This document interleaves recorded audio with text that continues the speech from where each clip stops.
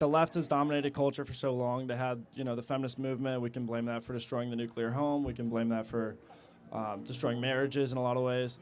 But how do we kind of work backwards from that, kind of get back to like the core American values? The practical solution, we don't have to think. We need to point people to God and eventually to Jesus Christ, and that is the solution. People need to humble themselves before the Lord. They need to go back to church.